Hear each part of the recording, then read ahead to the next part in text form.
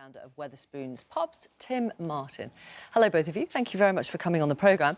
I'm going to start with you, Tim Martin, if I may.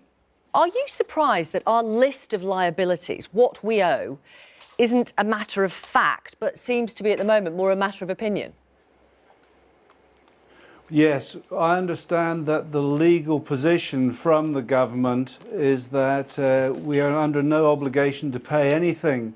So it's one of those situations where in a divorce you don't have to pay anything, but you might do so to be nice.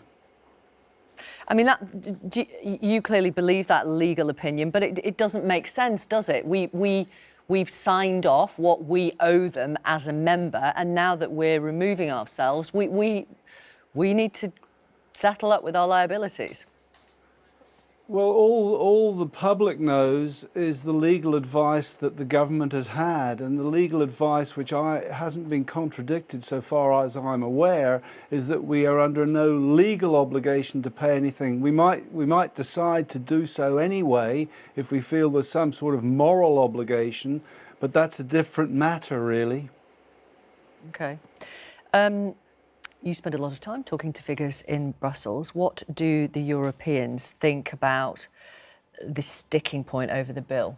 Well, it's quite clear for them this is really a legal issue. Will the UK honour its commitments or not?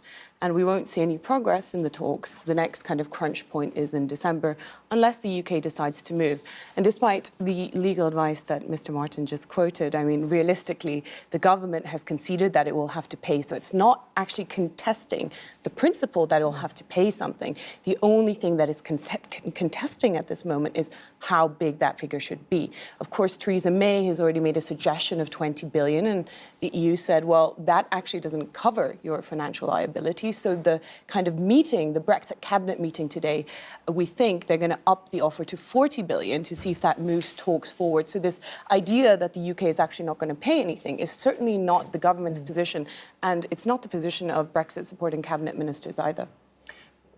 Are you surprised that there isn't a list of what Britain is supposed to pay up because of what we've said we will pay as a member?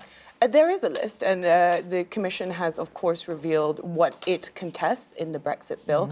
And the UK is obviously going through it line by line and trying to diminish the sum, the overall sum. And I think the realization is that the real issue here is not the question of whether or not the UK will pay, because even though these sums sound extraordinarily large, 60 billion, 100 billion, in the grand scheme of things, it's not that much for the government to pay, because if there is no deal, the government would have a much bigger financial hit than the 60 billion, 20 billion, 40 billion.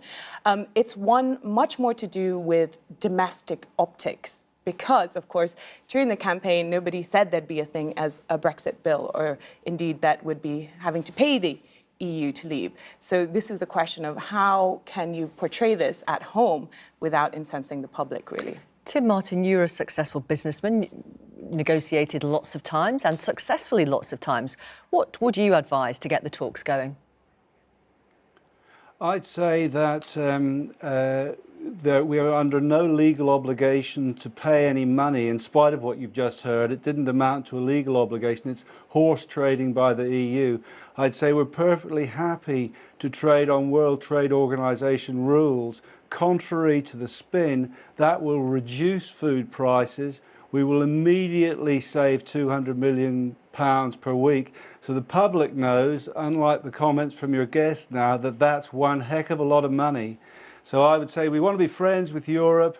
We want to trade with Europe. We're not going to pay huge sums of money, and we're quite happy to trade on World Trade Organization rules, as we do with America, with China, with India, etc. Okay, leave it there. Thank you. Thank you very much, both of you. You didn't frankly have the balls to put country before party.